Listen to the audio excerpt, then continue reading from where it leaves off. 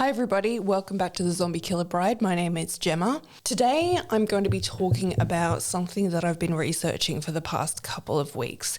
It's an issue that I think is more prevalent than we think, and that is human trafficking. Now, I listened to a great audiobook on Audible called Cursed, and it's by Raw TV. If you want more details about this case, I highly urge you to find Cursed by Raw TV.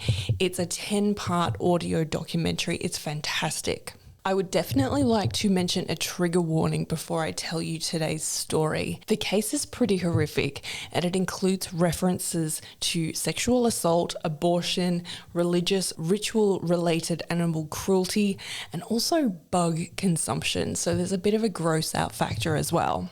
One morning in Benin City, in Nigeria, a 19-year-old girl named Kate is laying out fruits and vegetables on a sheet, hoping to sell them to make money for her poor family. She tries to bring in any money that she can for them.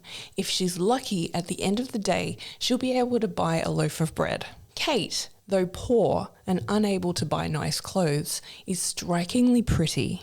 On this day, she is approached by the most glamorous, impeccably dressed lady that she's ever seen. The lady is tall and she's wearing designer clothes. She has perfect hair. She even has an expensive car with a driver. She introduces herself as Madame Sandra. Madame Sandra is known in Benin City as a big woman. The term relates not to her stature, but her wealth and prestige. She owns property, she has cars, she's well known in the community. She is what women in Benin City aspire to be. Kate kneels down in front of Madame Sandra in a gesture of respect.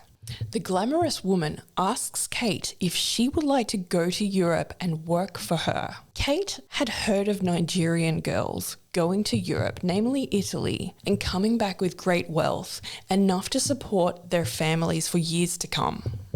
Kate wanted to be like one of those girls, so she agreed to go to Europe and work for Madame Sandra, although the type of work that she was promised wasn't clearly explained. Kate was not to know the horrors that would await her, because Madame Sandra, apart from being a big woman in Benin City, she was also known as a big fish, and that meant that she had criminal underworld connections. Before leaving for Europe, Kate is told she must go to see Madame Sandra's personal juju priest. Now, juju in Nigeria, we in Western society would mistakenly call this voodoo, and it's a type of religion where curses and spells are used. Kate is driven to the priest's house in Madame Sandra's expensive car, and it's driven by a large, intimidating man with blotchy skin and tattoos. His name is Happy. Inside of the house, Kate finds two other girls who she would later travel with. Their names are Faith and Florence. The three girls are told to strip and then put on robes. I have to warn you that the details of the following ceremony are disturbing and sickening. If any of the trigger warnings I mentioned before apply to you, I would urge you to skip forward 60 or 90 seconds. The girls are beaten with a live rooster, who is then sacrificed. Its blood is splashed all over the girls. They are ordered to eat the heart of the rooster and then to make an oath to the goddess Ayalala. Ayalala is a vengeful goddess. It is said that she was originally a woman who had once been buried alive in sacrifice in order to bring peace to her village. As she died, she screamed that the world was wicked. The girls promise that they will do as Madame Sandra bids, and they promise that they will never escape. If they do, their families would be in grave danger. Their skin is cut with rusty razors, and then they were given cups filled with blood and worms, which they had to drink. They are given the following message: "You have now eaten of the devil, and if you do not pay, the devil will kill you." They know that in juju there is no forgiveness. They are trapped within the confines of the curse. They can only hope that Madame Sandra sticks to her word and leads them down a path to success and good fortune. Let's fast forward a few months. In 2016, a brothel owner in Germany calls a local detective to check out an odd occurrence at its place of business. He says that a Nigerian girl has turned up with a French passport, but she obviously doesn't speak French. She's very distressed and she doesn't speak much German. Local police find out that the girl at the German brothel, known as Kate, is one of at least 3 girls trafficked to Europe from Nigeria. Their journey featured some truly horrific experiences. Kate, Faith, and Florence are taken by traffickers, also known as trolleys, by truck, and they're also made to walk on foot from Benin City in Nigeria to Libya, that's across the Sahara Desert. With insufficient clothing, food, and supplies, they are forced to fend for themselves. They drank whatever water they could find, no matter how filthy. Sometimes people died and were thrown into rivers or left on the side of the road. The girls see murder and abuse across their journey. There are stories of people being stolen from their groups by other traffickers. Sometimes, if the money for that leg of the journey was not paid on time by the madam, traffickers were known to abandon the people they're moving, leaving them alone in the wilderness in a foreign country. Tragically, Florence is attacked and raped by a trafficking guard. Later, they were ordered to board a small inflatable boat that carried over 100 people to Italy. When they finally get to Italy, they are split up and sent to 3 different brothels. When they find out why they are there and what the work is that they have to do to work for Madame Sandra, their worlds come crashing down. Now, Germany legalized sex work in 2002, and it's an industry that brings in 15 billion euros per year. They even have 12-story high brothels, and some brothels are chains with different locations. There's more than enough room for a trafficked girl to become lost and unaccounted for.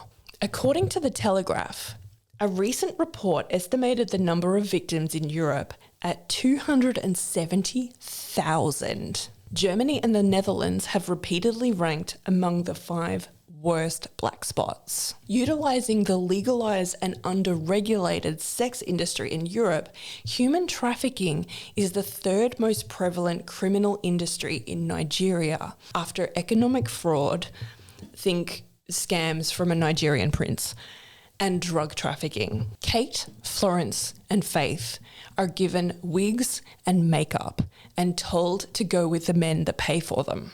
If they don't, they will be letting down their families, Madame Sandra, and the goddess Ayalala herself, to whom they have made a blood oath. This is what they fear the most. The work is hard on their bodies and minds. After Florence had been sexually abused on the trip from Libya to Italy, she discovered she was pregnant. After having an abortion, she was forced to go back to work while she was still bleeding. Now, the reason that they have to work so hard is because they're told that they have to pay back the money that Madame Sandra paid to the traffickers to get them from Nigeria to Europe. They are told that once this bill is paid, they can start making money for themselves and start living the life that they've dreamed of. They can also send home money to their families. The problem is the amount of money they owe is extortionate. They had no idea that the amount of money that they were expected to pay back would go into the tens of thousands.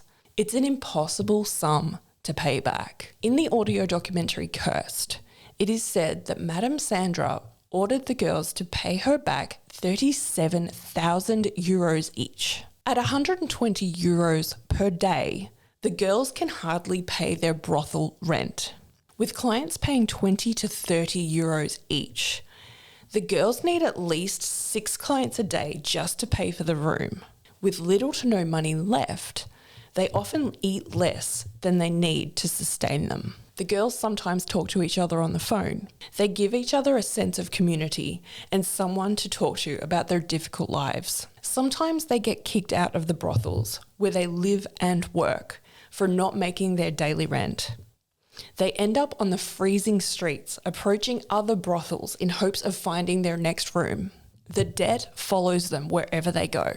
They save and save every spare euro that they can. Madame Sandra phones them every single day, and she demands to know how much money they have made and how much they will be sending her that week.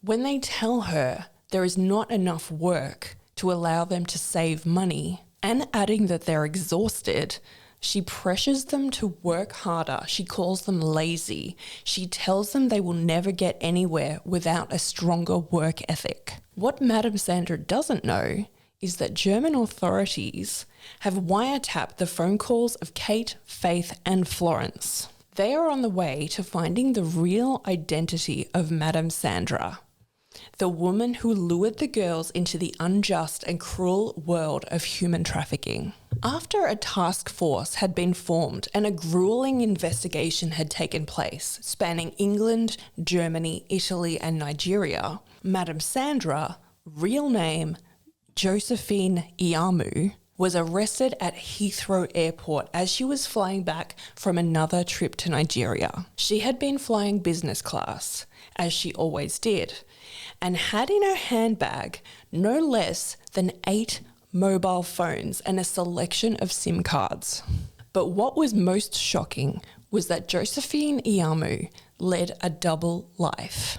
One was as a local businesswoman in Nigeria with a large property, a lavish lifestyle, designer clothes, even aspirations towards local politics where she claimed to advocate for the rights of women.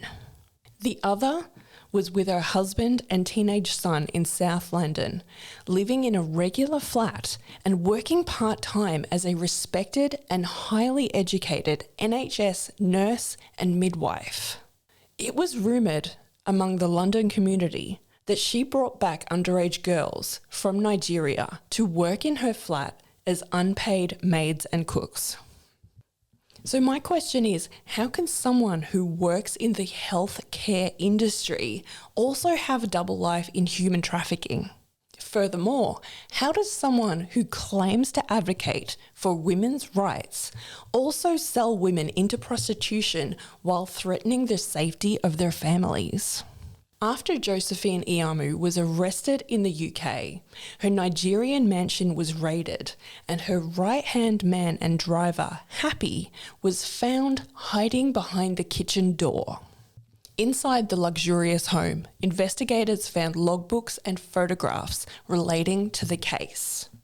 However, when she is questioned by police, Iyamu repeatedly says no comment. Meanwhile, Kate, Faith and Florence have all been removed from the brothels in Italy and Germany and sent to safe houses. Finally, the trial begins, which lasts for 10 weeks. Josephine Iyamu is dramatic on the stand, protesting her innocence and denying any involvement in the charges, even though the evidence against her is strong. What's interesting is that she has no family or friends in the courtroom to support her. At the trial, Kate, Faith and Florence are reluctant to give evidence because they are so afraid that they are bound by the curse and the oath that they made to the goddess Ayalala. They know that clippings of their hair and fingernails were taken and that they were carried around by Josephine Iyamu. Because they knew that the girls would only talk at the trial if they were no longer worried about the curse, investigators arranged for Madame Sandra's juju priest to be located and to perform a ceremony to cancel the curse he had originally put on them. It is then that Kate, Faith and Florence agree to give evidence. The trial is not looking good for Josephine Iyamu. In a fit of desperation, she sacrifices her right-hand man Happy to the court, telling the judge he was indeed a trafficker and that she never had anything to do with him. Josephine's husband, Ife, he's also in the courtroom. However, he's not there to support his wife. Rather, he is her co-defendant, having been caught conspiring to send Nigerian underworld figures after the families of Kate, Faith, and Florence.